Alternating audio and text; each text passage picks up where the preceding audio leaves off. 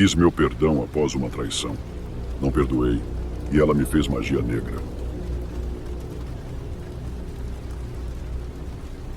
Saudações, amigos do canal. Me chamo Ângelo. Fui vítima de um feitiço feito por uma pessoa que, antes de me causar tanto mal, foi minha companheira fiel por 8 anos. O nome dela é Sara.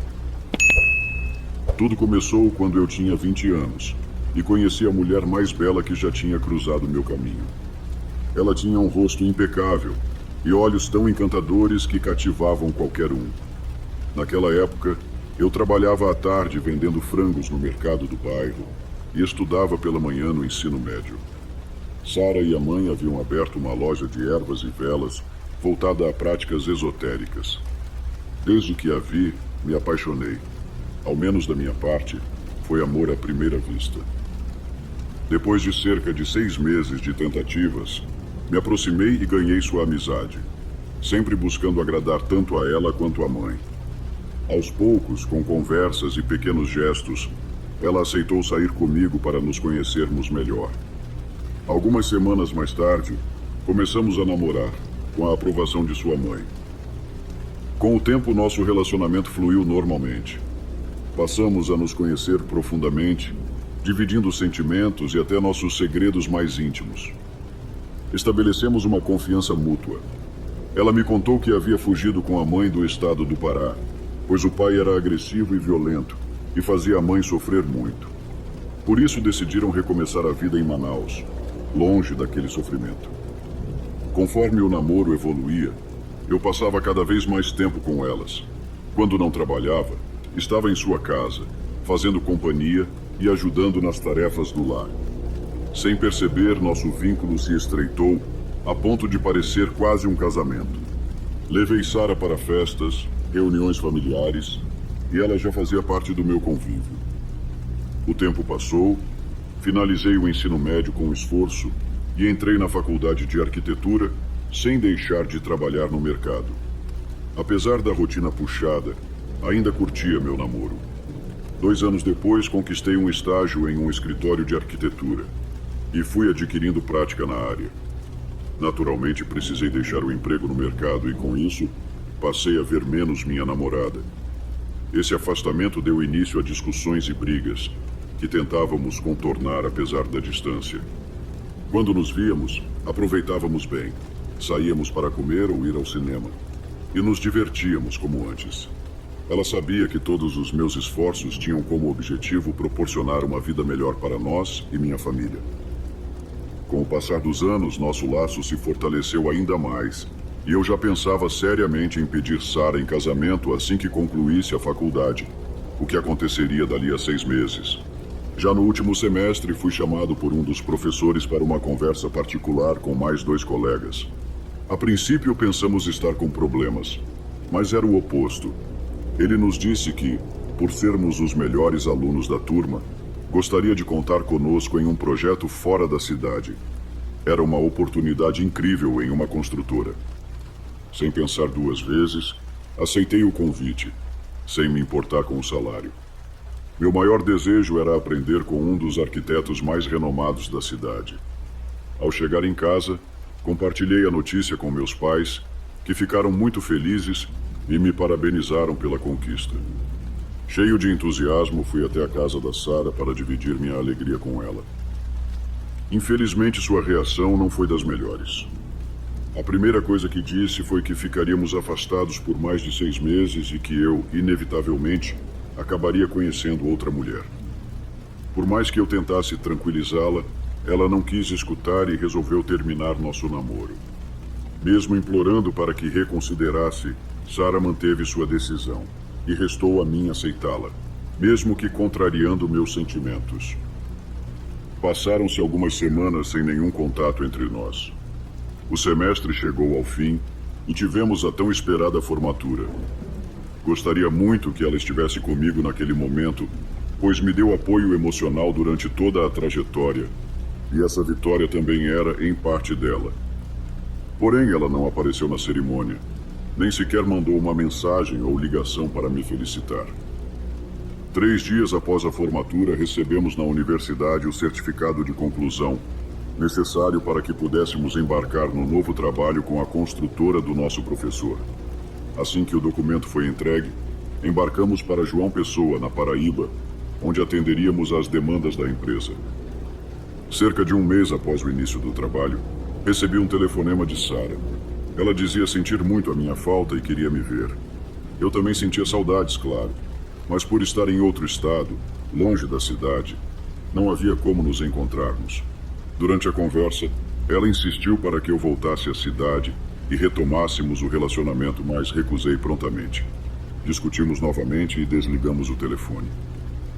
No dia seguinte, ela tentou ligar outra vez, mas eu estava sobrecarregado de tarefas e não pude conversar por muito tempo.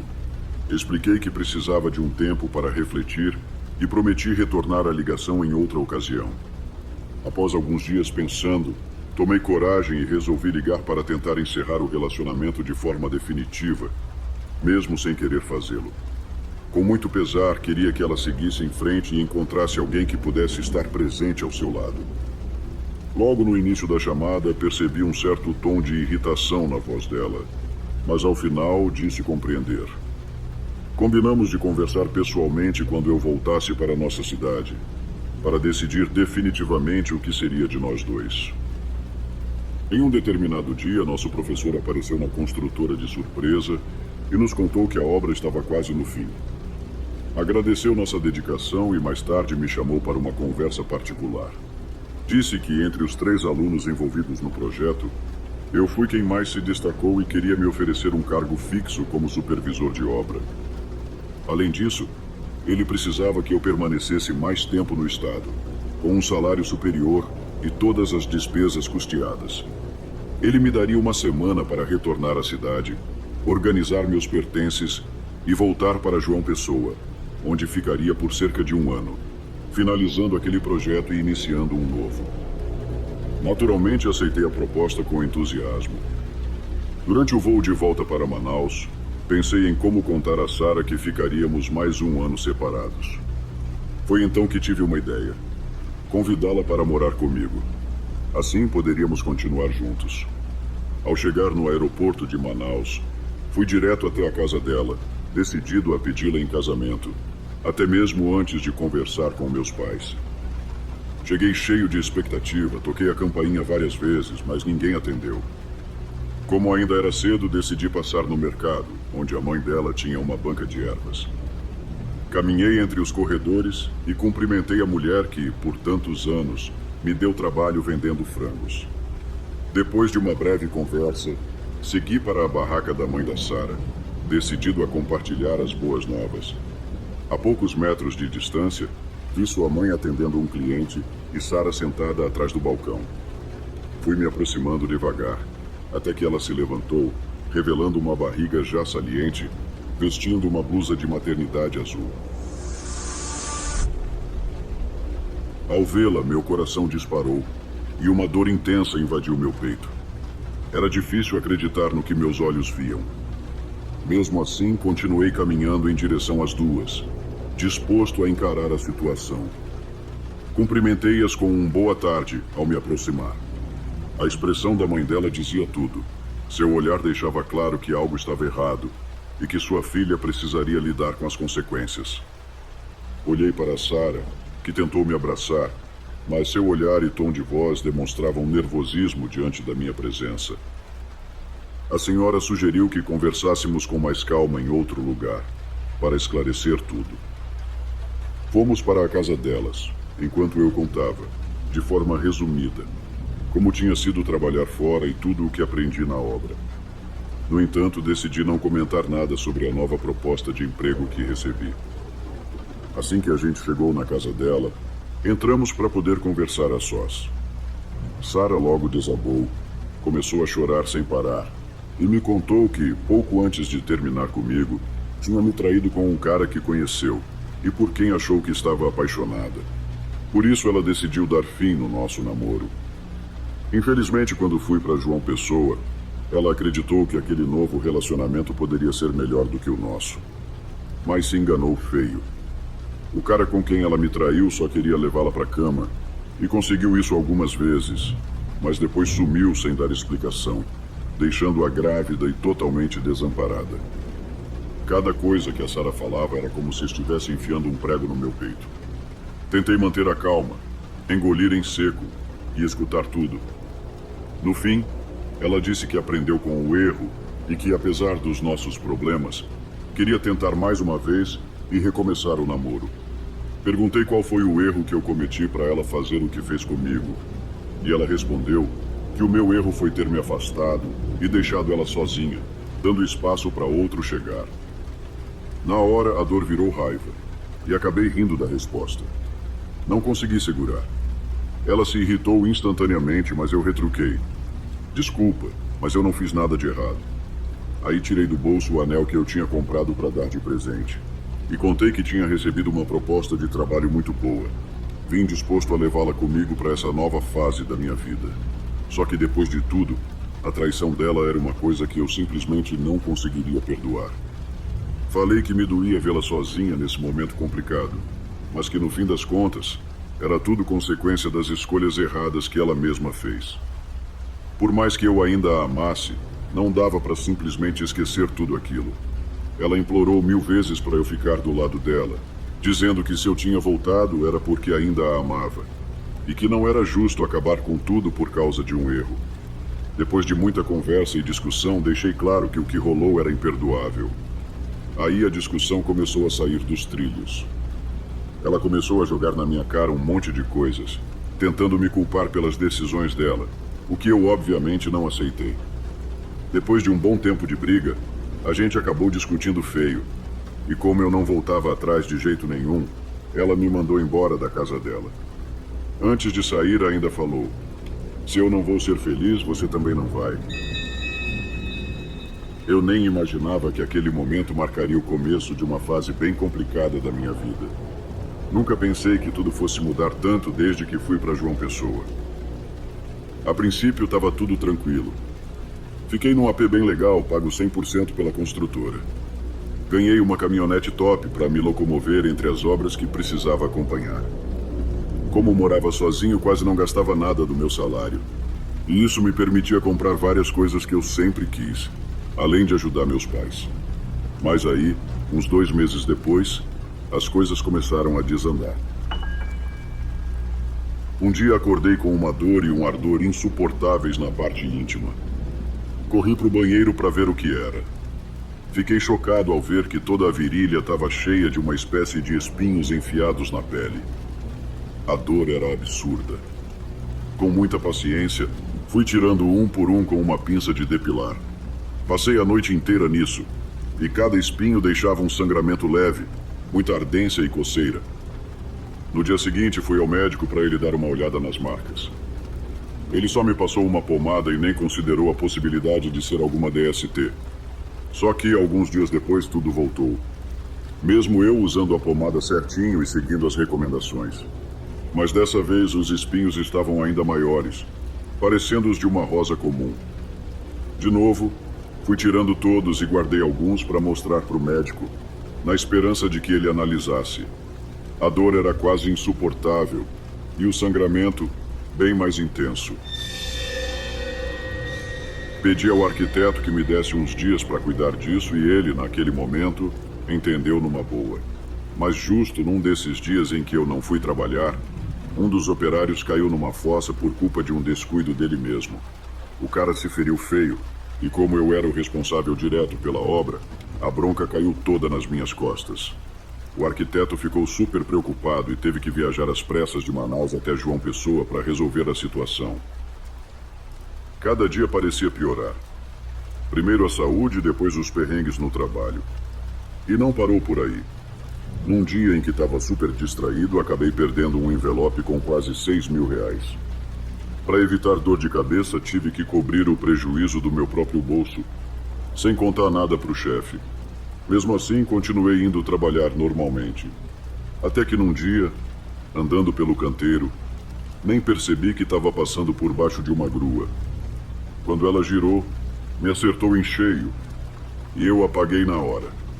Horas depois, despertei sozinho no hospital. Eu acordei todo dolorido, com o corpo e a cabeça latejando. Os médicos me explicaram que eu tinha levado um golpe quase fatal no braço esquerdo e na cabeça, o que causou uma hemorragia bem séria. Meu ombro esquerdo quebrou feio, fratura exposta mesmo. O impacto foi tão forte que meu cérebro inchou e foi preciso drenar o líquido da cabeça. Por causa disso tudo, passei meses em recuperação. Enquanto eu ainda estava mal, meus pais tiveram que viajar para João Pessoa, e meu professor acabou ficando responsável pela obra. Não fui demitido, mas tiraram o cargo que eu tinha. Continuaram pagando meu salário direitinho, mas com a condição de que, assim que melhorasse, eu teria que assinar minha demissão e voltar para Manaus. Fiquei mais de um mês internado, me sentindo um lixo, achando que minha carreira de arquiteto tinha ido por água abaixo. Quase todo dia eu acordava com coceira e ardência na parte íntima. Os médicos até investigaram, mas não conseguiram achar nada.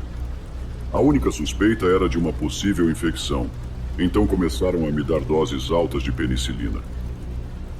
Já na quarta semana no hospital, uma enfermeira veio puxar papo comigo e com minha mãe. Logo percebi, pela forma como ela agia, que queria contar algo só para mim.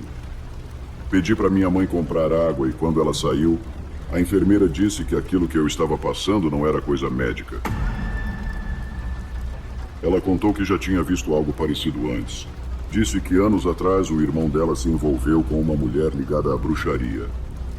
Quando terminaram, a mulher fez um trabalho e começaram a aparecer algo bem semelhante na região íntima dele. Na época, só conseguiram resolver com uns banhos de ervas e um ritual para quebrar o feitiço. Depois disso, ela passou a acreditar em bruxaria e nunca mais viu nada parecido. Pelo menos não até aquele momento. Depois de ouvir aquilo, na hora lembrei da Sara. A mãe dela tinha uma loja de ervas e artigos de bruxaria. Apesar de não praticar diretamente, ela sabia muito do assunto. Elas vinham do Pará, de uma região onde esse tipo de coisa faz parte da cultura. Assim que minha mãe voltou, contei para ela o que a enfermeira tinha falado. A enfermeira pediu para mantermos em segredo, porque aquilo podia prejudicá-la no hospital. Minha mãe e eu começamos a pensar em como resolver aquilo. Ela até comentou que tinha suspeitado de algo assim, mas não queria acreditar que a mãe da Sara seria capaz de fazer algo contra mim, depois de tudo que eu fiz pelas duas. Pensando melhor, resolvi ligar para a senhora para perguntar se ela sabia de algo. Queria entender se ela tinha alguma coisa a ver com o que estava me acontecendo. Liguei, torcendo para Sara não estar por perto. Por sorte, ela não estava. Fui educado, cumprimentei minha ex-sogra, perguntei como ela e a filha estavam. Ela me disse que estava triste com as escolhas da filha e que teria adorado que a gente tivesse ficado junto. Então, contei tudo o que estava acontecendo comigo. Ela ficou em silêncio. Depois disse que tinha reparado que semanas atrás a filha estava diferente, procurando por feitiços de vingança. Contou que Sara pegou algumas velas e ervas da loja, dizendo que ia vender, mas nunca devolveu o dinheiro da venda, dizendo que tinha perdido. O problema é que essas ervas eram bem raras e geralmente usadas justamente para esse tipo de feitiço e, segundo ela, eu era a vítima. A senhora prometeu investigar e disse que ia me ajudar, pois não era justo eu pagar por uma vingança que não tinha nada a ver comigo. 2 dias depois, ela me ligou dizendo que confirmou tudo. Sara realmente tinha feito um trabalho usando os produtos dela. Depois de muito conversar, perguntei por que a filha dela tinha feito isso. Ela disse que foi por raiva, porque eu não quis ajudá-la com a gravidez. No fim, fez a filha entender que o que ela tinha feito comigo não tinha justificativa. No fim das contas, ela topou desfazer o trabalho de bruxaria e me deixar em paz. Agradeci demais à senhora por toda a ajuda e por ter me entendido. A partir daí, tudo começou a melhorar, principalmente minha saúde. As feridas na parte íntima sumiram de vez. Depois, quando fiz a cirurgia, iniciei o processo de recuperação. Assim que tive alta, voltei para Manaus. Uns 2 meses depois, já bem melhor, resolvi procurar meu ex-chefe e professor. Contei por cima o que tinha rolado e pedi desculpas de coração pelos meus erros. Falei que nem esperava voltar a trabalhar com ele, mas queria muito agradecer pela chance que ele tinha me dado. Só que, para minha surpresa, ele disse que ia me contratar de novo para cuidar das obras. Algumas semanas depois, ele mesmo me ligou e me ofereceu trabalho. Já se passaram 11 anos desde aquele pesadelo todo. Hoje continuo na construtora do meu professor e moro em Pernambuco ganhando um bom salário. Tento visitar Manaus todo mês para ver meus pais. Agora, quanto a Sara e a mãe dela, nunca mais as vi. Sei que essa história parece coisa de filme, e às vezes, quando conto para alguém, dá para ver na cara da pessoa que ela não acredita muito. Mas o que vivi, não desejo nem para o meu pior inimigo, e torço para nunca mais passar por aquela dor. Hoje em dia, faço o possível para estar de bem com todo mundo, porque nunca se sabe quem pode querer te jogar uma energia ruim, com essas coisas de feitiçaria. Eu de verdade amava muito Sara, mas não consegui perdoá-la pela traição, muito menos pela magia negra que me fez. Mas me contem aí, se amassem muito uma pessoa, teriam coragem de perdoar uma traição e seguir em frente? Ou jamais fariam isso? Muito obrigado por ouvirem meu relato. Fiz bruxaria porque me apaixonei por ele. Hoje vivo um inferno. Naquela tarde, eu estava sentada na cafeteria, ansiosa. Meu nervosismo era grande, mas o aroma agradável do café ajudava a me acalmar. Não sabia se ficar ali era a melhor decisão ou se deveria simplesmente sair correndo. Minha cabeça estava a mil. Ainda assim, depois de muito refletir, resolvi permanecer. O motivo era simples. Na ocasião, eu conheceria um homem. Não qualquer homem, mas alguém especial que mudaria minha vida de uma forma que vocês nem imaginam. Antes de chegar a essa cafeteria, no entanto, há uma história que preciso contar. Naquela época, eu cursava nutrição na universidade. Tudo parecia estar indo bem, até que o escritório onde eu trabalhava fechou após ser transferido para outra cidade. Assim, perdi meu emprego, o que foi um desastre. Meu salário cobria os custos da faculdade, do aluguel e das minhas despesas. Na verdade, eu ganhava bem, graças a um amigo que me ajudou a conseguir essa vaga. Passei dias procurando um novo trabalho, mas as opções eram escassas, especialmente porque eu precisava conciliar os estudos. Além disso, as horas obrigatórias de estágio se aproximavam e senti que meu mundo estava desmoronando. Um dia, ao sair da aula, desabafei com minha melhor amiga, Rosana. Ela conhecia minha situação e, ao me ver tão abatida, fez uma sugestão que, num primeiro momento, me incomodou profundamente. Thalita, estou preocupada com você. Sei que talvez não devesse sugerir isso, mas você conhece a Cleia do salão da frente? Ela é minha amiga. Era impossível não saber do que se tratava. Cleia ostentava uma vida luxuosa, financiada por um homem mais velho e rico, que pagava sua faculdade, aluguel e outras despesas em troca de sua companhia em eventos e encontros íntimos. Basicamente, ela se prostituía. Mas hoje em dia chamam isso de ter um sugar daddy. Para mim, continuava sendo algo ruim. O que eu não sabia era que Cleia estava envolvida nesse mundo há muito tempo e conhecia tudo sobre ele. Rosana me trouxe essa possibilidade para que eu ao menos considerasse. Mas, naquele momento, a ideia me enojou. Só de pensar em estar com um velho asqueroso me dava arrepios. Disse a Rosana que jamais faria isso e que encontraria outra forma de pagar minhas contas. Infelizmente, minha visão mudou completamente quando faltavam 3 dias para o fim do mês e minha carteira estava vazia. O desespero tomou conta de mim. Passei uma noite inteira tentando encontrar uma solução. Por mais que pensasse, a única saída viável parecia ser aceitar sair com um desses homens. Então, entrei em contato com Rosana e pedi o número de Cleia. Tive que reunir toda a coragem possível e encarar uma parte de mim que até então desconhecia. Quando falei com Cleia, ela foi extremamente receptiva e sem julgamentos. Disse que me ajudaria e me daria os melhores conselhos. Me colocaria em um grupo privado de homens ricos e me apresentaria como um produto de luxo. Para isso, bastava enviar algumas fotos. Precisava de imagens em vestidos de noite, lingerie e também nua em poses variadas. Ela garantiu sigilo absoluto. Já era uma profissional no assunto e sabia exatamente como fazer. O acordo era simples. Se algum dos homens me escolhesse, eu deveria pagar a Cleia uma comissão de R$ 500.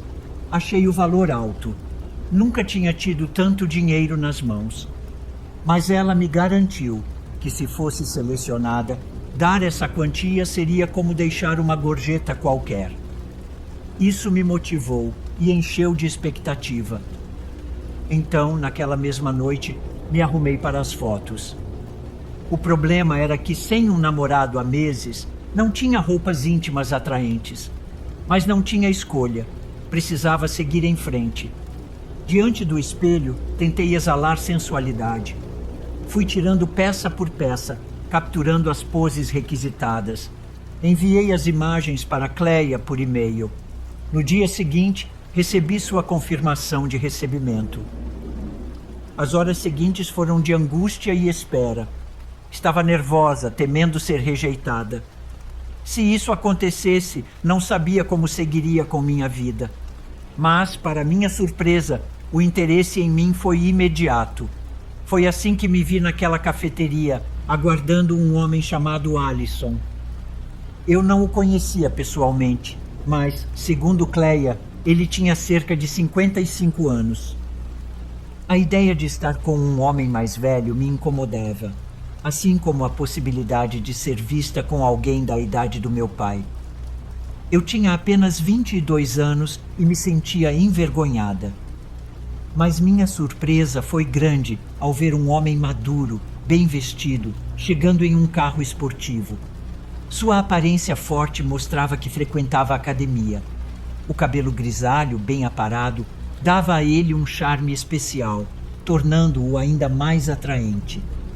Definitivamente era alguém importante. Ele se aproximou e disse: "Você deve ser a Thalita. Falaram muito bem de você. Percebo que sua beleza é ainda mais marcante pessoalmente e aparenta ser bem mais jovem do que imaginei. Não quero parecer rude, mas prefiro te levar a um lugar mais sofisticado, onde possamos conversar melhor." Comentei que não estava bem vestida, mas Alisson logo me tranquilizou, dizendo para não me preocupar, pois ele me levaria para comprar um vestido antes do jantar. Naquele dia, estive completamente sob seus cuidados. Como prometido, ele me levou a uma loja elegante, escolheu um vestido deslumbrante para mim e, em seguida, fomos jantar em um restaurante maravilhoso. Durante horas, conversamos e bebemos algumas taças de vinhos. Ele parecia fascinado com minha presença. E, para ser sincera, eu também me encantei com ele.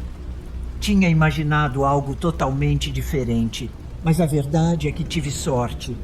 Ao menos, não me deparei com um homem desagradável. Ao conhecê-lo melhor, percebi que Alisson era de fato muito inteligente.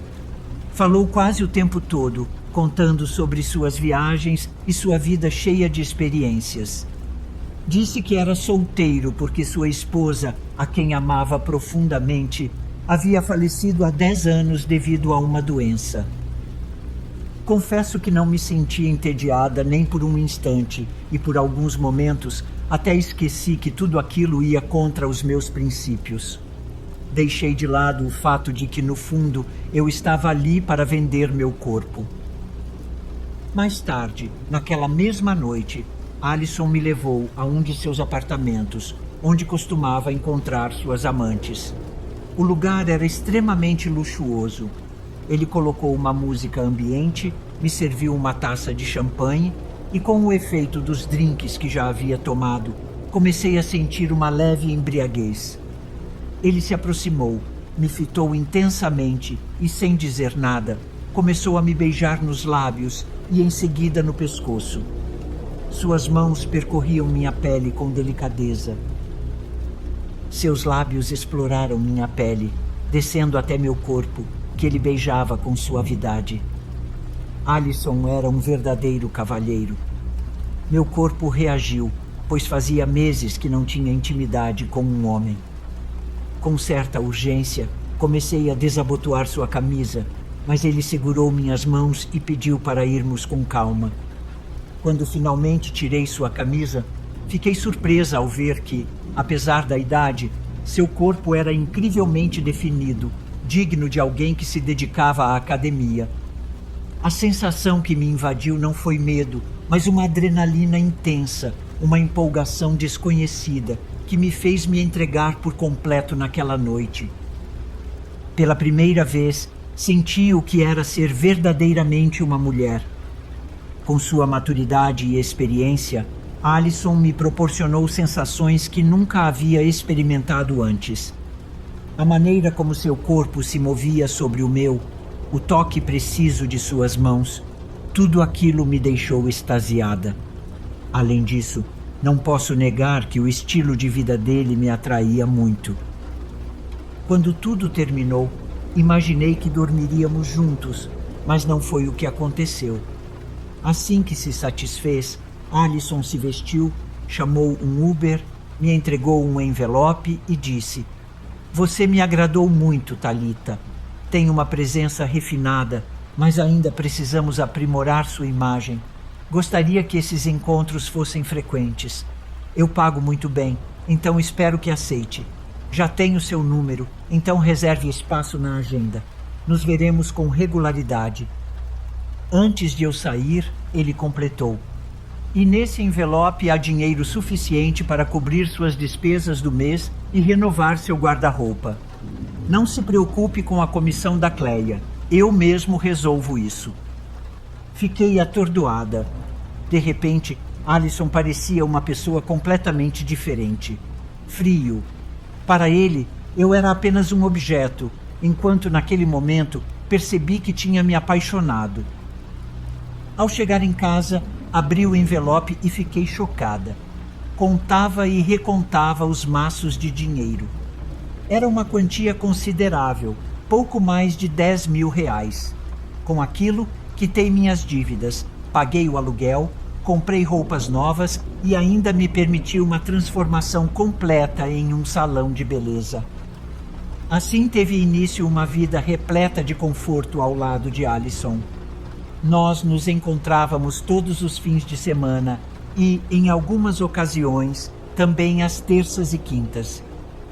Com o tempo, ele começou a me tratar melhor. Já havia cumplicidade entre nós e nos divertíamos muito juntos. Dávamos muitas risadas e, em segredo, me apaixonei completamente por ele. Quando não o via, sentia um enorme vazio, uma solidão cortante. Eu nutria a esperança de que ele também se apaixonasse por mim e que juntos pudéssemos construir um futuro. A diferença de idade já não era um obstáculo.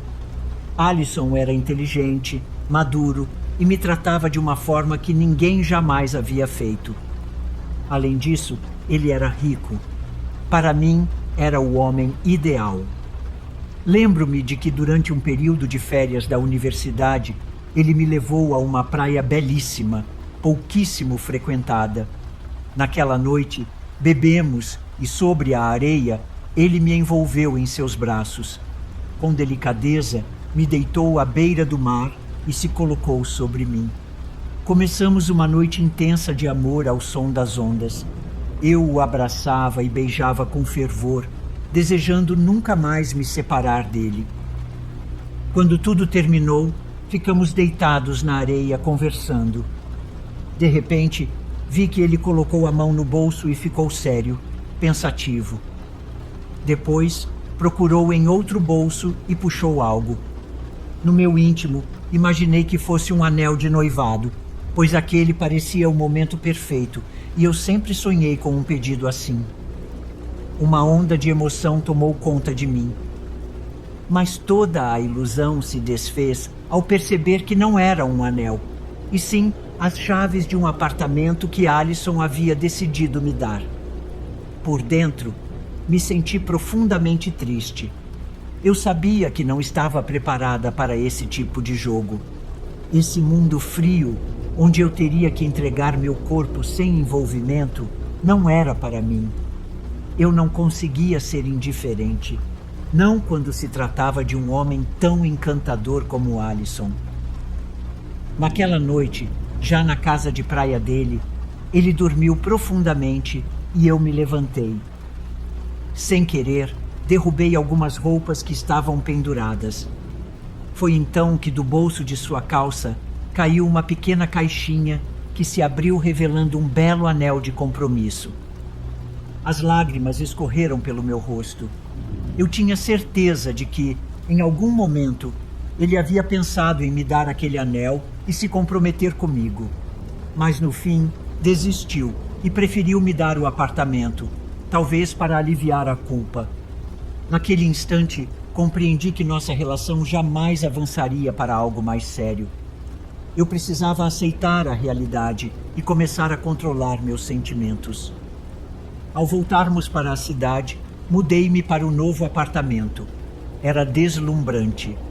Para Alison, pagar aquele lugar era tão simples quanto comprar um doce para uma criança. Mas algo dentro de mim dizia que tudo logo chegaria ao fim. Eu via em seu olhar que algo havia mudado. A confiança já não era a mesma. Minha intuição não falhava. Uma semana depois, Alison se despediu e disse que não queria mais me ver, que nosso acordo tinha chegado ao fim. Não explicou nada, apenas virou-se e foi embora. Vê-lo partir despedaçou meu coração.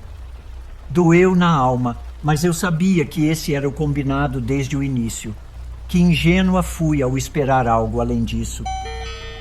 Dias depois, na universidade, Cleia soube do que aconteceu e me perguntou se eu queria entrar novamente no catálogo para conhecer outro homem rico. Respondi imediatamente que não queria passar por aquilo outra vez.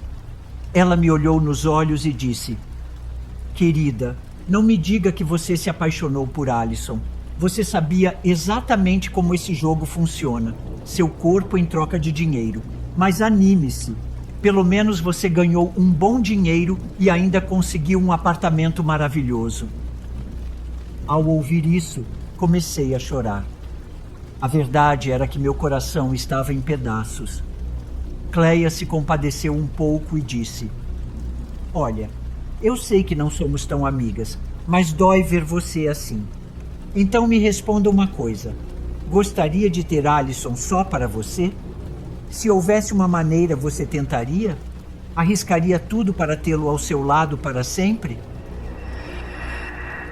Não entendi o que ela queria dizer e pedi que fosse mais clara. Ela então respondeu: "Estou falando de bruxaria, magia negra, uma amarração para que ele nunca mais se afaste de você. Vejo que você ainda é muito ingênua. Vou te contar um segredo. Entre garotas como nós, que oferecemos serviços especiais para homens ricos, algumas se apegam demais, como você agora. Por isso recorrem a uma mulher que faz trabalhos de bruxaria. Eu tenho o contato. Não posso garantir que funcione, nem sei se acredito nisso. Mas posso te dizer que várias garotas que conheço conseguiram se casar assim. Elas prenderam seus homens com feitiçaria. Algumas fazem isso apenas por conveniência, buscando uma vida de luxo sem precisar trabalhar. Já conheci outras que agem por amor, como é o seu caso. Mas veja bem, guarde este número e este endereço. É lá que você pode encontrar essa mulher. Só te peço que não comente com ninguém, pois isso poderia colocar muita gente em apuros." Cleia me entregou um pequeno papel com as informações daquela mulher. Eu não sabia como reagir nem o que pensar, até porque nunca acreditei em bruxaria. Aquilo me parecia absurdo, mas no dia seguinte aconteceu algo que me levou a tomar uma decisão. Recorrer à magia para ter Alison comigo. Não mais por amor, mas por vingança. Acontece que na saída da universidade, todos ficaram perplexos ao ver um carro esportivo estacionar bem na entrada. Um homem alto e imponente desceu do veículo. Era Alison. Por um instante, pensei que ele havia ido me procurar, que queria se reconciliar comigo e senti um frio na barriga. Mas, infelizmente, não era isso. Ele não estava ali por mim. Ele veio buscar outra colega da minha turma, justamente Luana. A raiva tomou conta de mim. Senti-me usada, rejeitada, humilhada. Aquilo foi a gota d'água. Peguei o papel com os dados da bruxa e decidi procurá-la para reivindicar o amor de Alison, independentemente da vontade dele. Quando liguei, a mulher perguntou qual tipo de trabalho eu desejava. Respondi que queria um feitiço de amarração amorosa. Ela me marcou uma consulta e pediu que eu levasse qualquer coisa relacionada a Alison. Fotos, roupas, qualquer objeto ligado a ele e ao nosso relacionamento. No sábado de manhã, aproveitei que não tinha aulas e fui até a casa da bruxa. Contei minha história detalhadamente, deixando claras minhas intenções e implorando por sua ajuda. A mulher, que aparentava ter uns 60 anos, pegou os objetos e os dispôs diante de si, analisando-os atentamente. Ela os cheirava, passava as mãos sobre eles e balançava a cabeça, como se estivesse tendo visões. Então disse: "Esse homem te ama, sabia?" Eu não acreditei, mas deixei que continuasse. "Sinceramente, menina, eu te aconselharia a reconquistá-lo por conta própria. Trabalhos de amarração amorosa podem fugir do controle e o resultado talvez não seja o que você espera." Ela suspirou e completou: "Mas a decisão é sua. Se quer mesmo seguir em frente, eu farei o que está pedindo, mas terá que lidar com todas as consequências." Eu estava cega pela raiva e pela dor. Queria me vingar e, ao mesmo tempo, recuperar Alison. Então, insisti para que ela fizesse o trabalho, custasse o que custasse. Acreditei que tudo daria certo.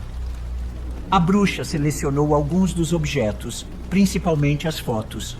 Pegou uma caixa de madeira do tamanho de uma caixa de sapatos, borrifou algumas substâncias nela e, em seguida, retirou de uma gaiola uma pomba. Sem hesitação, ela fez um sacrifício. Foi brutal assistir àquilo, mas minha raiva me cegava. Eu já não me importava. Ela continuou o ritual. Abriu o animal, depois colocou dentro algumas das nossas fotos, recortando apenas os rostos, além de fragmentos de roupas e outros pertences nossos. No final, enrolou o corpo da pomba com um fio vermelho e o colocou dentro da caixa. Antes de me entregar, me deu uma última instrução: enterre esta caixa em um cemitério e, sob nenhuma circunstância, a desenterre. A bruxa me alertou de que aquele trabalho não poderia ser desfeito. Se houvesse qualquer arrependimento, aquele era o momento de desistir. Eu apenas sorri de forma arrogante e permaneci em silêncio. Meu coração já visualizava Alison de joelhos diante de mim, pedindo perdão e implorando para ficarmos juntos. Se ele estava apenas reprimindo seus sentimentos, era certo que as coisas aconteceriam como eu queria, e depois de um tempo poderíamos viver uma linda história de amor. Esperei pacientemente pelos resultados. 1 mês e meio depois, ouvi dizer que Luana havia trocado de homem, alguém que agora bancava seus estudos e despesas. Ela já não estava mais com Alison. Talvez ele tenha ficado incomodado com algo. Luana era bonita, mas lhe faltava classe. Certa tarde, ao chegar em casa, encontrei um cartão jogado no chão bem diante da porta. Surpresa, peguei e li. A mensagem dizia: te vejo no café onde nos conhecemos, hoje às 5 da tarde. Meu coração disparou ao ler aquelas palavras. Era a caligrafia de Alison. Ele queria voltar para mim, exatamente como a bruxaria havia previsto. Arrumei-me depressa, passei perfume e, transbordando de felicidade, fui ao encontro dele na hora marcada. Pedi um café e esperei ansiosa pela sua chegada. Alison surgiu e desceu do carro para segurar minha mão, conduzindo-me ao mesmo restaurante onde tivemos nosso primeiro encontro. No entanto, algo nele estava diferente. Seu olhar parecia mais frio, distante, como se não fosse mais o mesmo homem. Ele também estava inquieto, o que era incomum, pois sempre fora extremamente sereno. Durante o jantar, conversamos como se nada houvesse acontecido. Na volta, caminhamos por um tempo e, de repente, Alison me pediu perdão. Disse que nos últimos dias sua mente e coração estavam inquietos e percebeu que me amava loucamente. Jurou que nunca mais me deixaria partir e que eu era só dele. Então, ajoelhou-se diante de mim e tirou do bolso o anel de noivado que não havia me dado no dia em que fomos à praia. Encantada, aceitei sua proposta. Beijei-o, sentindo-me a mulher mais feliz do mundo. Nosso casamento aconteceu naquela mesma praia, com poucos convidados e um banquete refinado. Alguns amigos dele estavam presentes, assim como meus pais e irmãos. Após a cerimônia, nos mudamos para sua casa, uma mansão imensa e luxuosa. Tudo parecia perfeito. Alison me enchia de mimos, presenteava-me com joias e roupas caras. Fazíamos amor todas as noites e ele se entregava a mim com paixão incansável, tratando-me como uma rainha. Mas até rainhas podem ser aprisionadas em seus castelos. E foi exatamente isso que aconteceu comigo. Os meses passaram e percebi que Alison começou a se cansar de mim. Ele não queria uma esposa, mas um enfeite para sua casa. Tornou-se um ciumento obsessivo, proibindo-me de sair sozinha. Colocou um segurança para me vigiar dia e noite. Não podia usar o celular, exceto para atender chamadas. Mandar mensagens era impensável, pois ele desconfiava de traição. Ainda assim, quando estávamos juntos, era carinhoso e atencioso. Mas bastava mencionar a ideia de sair sozinha para fazer compras que ele explodia. Gritava, descontrolado, enquanto eu permanecia calada, encolhida de medo. Em certos momentos, agarrava meu cabelo e, com um olhar insano, dizia que eu era dele e de mais ninguém. Se alguém ousasse me olhar ou tocar, ele próprio acabaria comigo. E, de fato, começou a me agredir. Suas suspeitas infundadas de traição o levavam a demitir motoristas, convencido de que estavam me assediando e que eu os incentivava. Sua mente estava doente. Eu não conseguia entender o que havia mudado nele. Antes, era um homem amoroso, mas no fundo eu sabia a resposta. Fui eu quem o transformou. A culpa era minha por ter recorrido àquela bruxaria. O feitiço de amarração distorceu sua visão do que era o amor. A bruxa me alertou sobre os riscos, mas ignorei. Agora eu pagava o preço. Passei a temê-lo.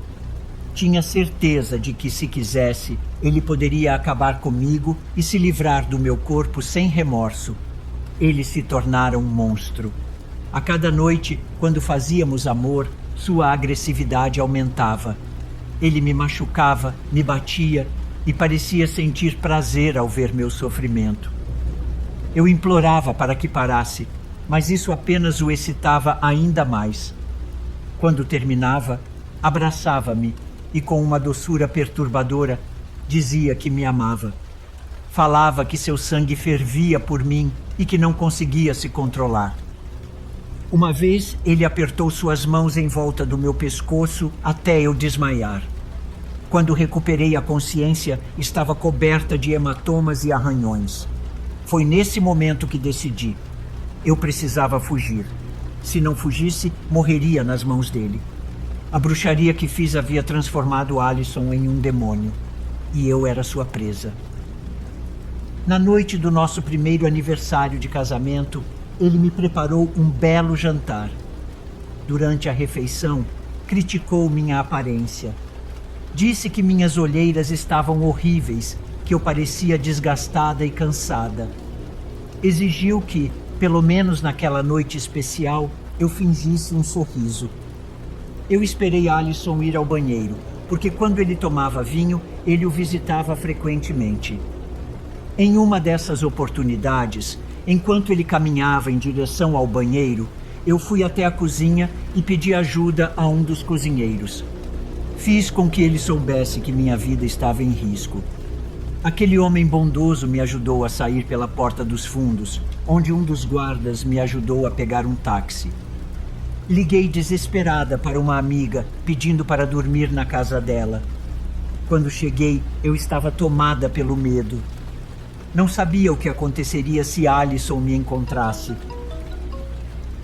Eu já tinha dezenas de ligações perdidas dele, mas não ia atender. Eu não queria voltar para casa. Precisava me afastar dele. Eu não queria morrer naquela noite. Alison se cansou de me ligar e começou a me mandar mensagens de texto, muito mal escritas. Com certeza já estava muito bêbado. Nesses textos, ele me ameaçava dizendo que, se eu não voltasse com ele naquela mesma noite, ele acabaria com sua vida. Eu sabia que ele era capaz disso. Por um instante me afundei na culpa. Mas depois, a raiva me fez pensar que se aquele maldito fizesse isso, tudo terminaria, e isso seria o melhor. Então, não tentei nada para acalmá-lo.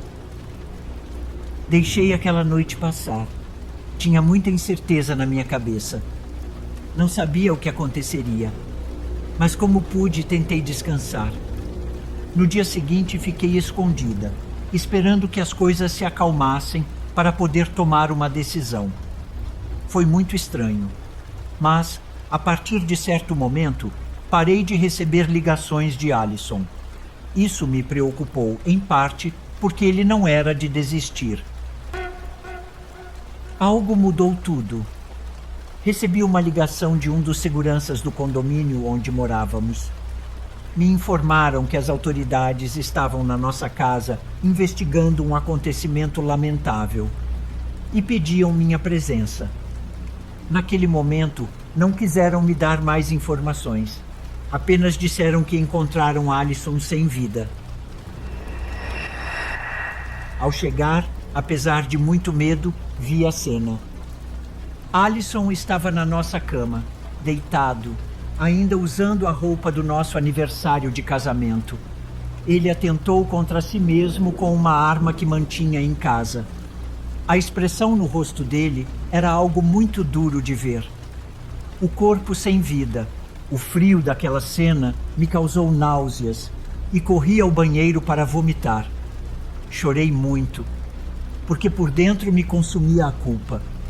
Achei que me sentiria em paz com a partida de Alison, mas não foi assim. Eu percebi que ainda o amava, que sentia falta dele.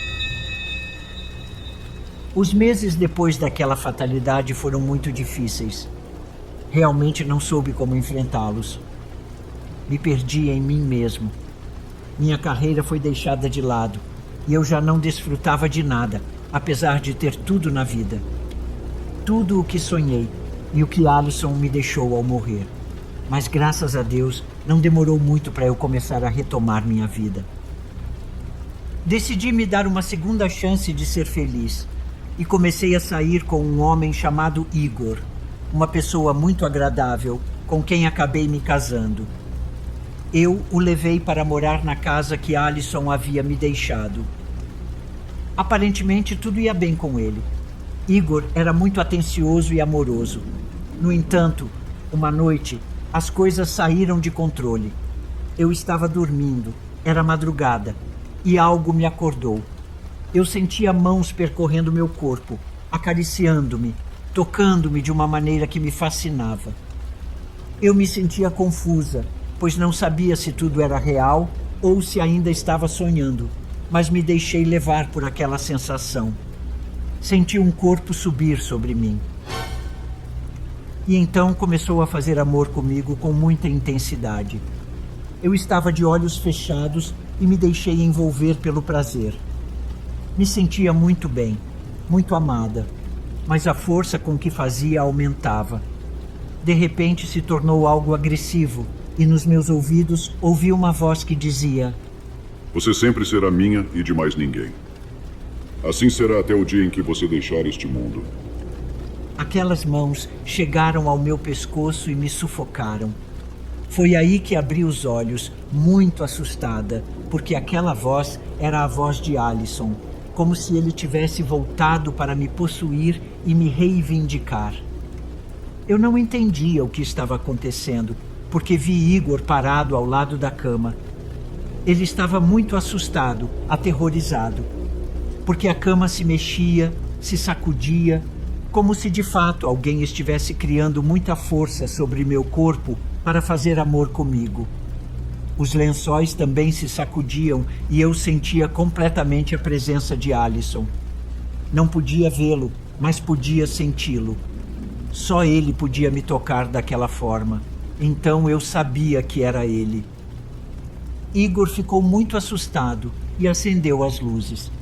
Ele me abraçou e tivemos que conversar sobre o que havia acontecido. Contei sobre Alisson, sobre a bruxaria que fiz, sobre como ele me tratou em vida e como ficou obcecado comigo ao ponto de se tornar um monstro.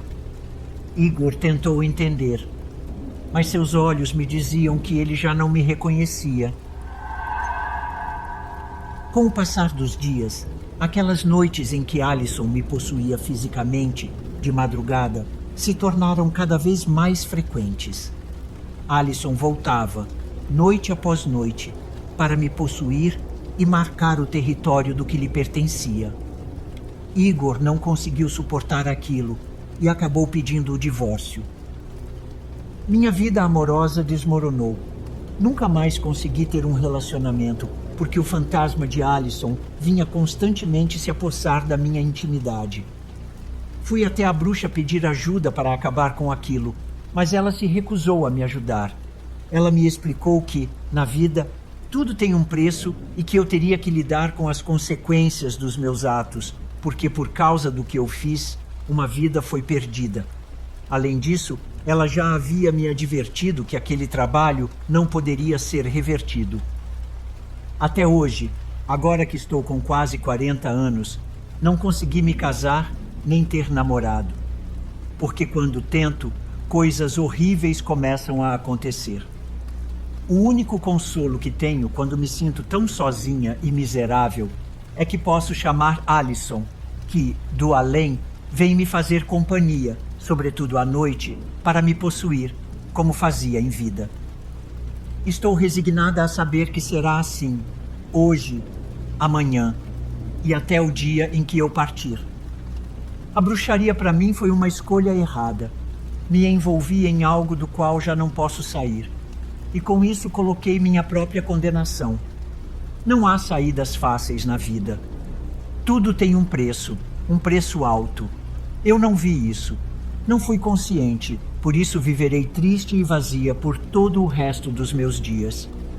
Espero que minha experiência sirva de lição para algumas pessoas não cometerem o mesmo erro.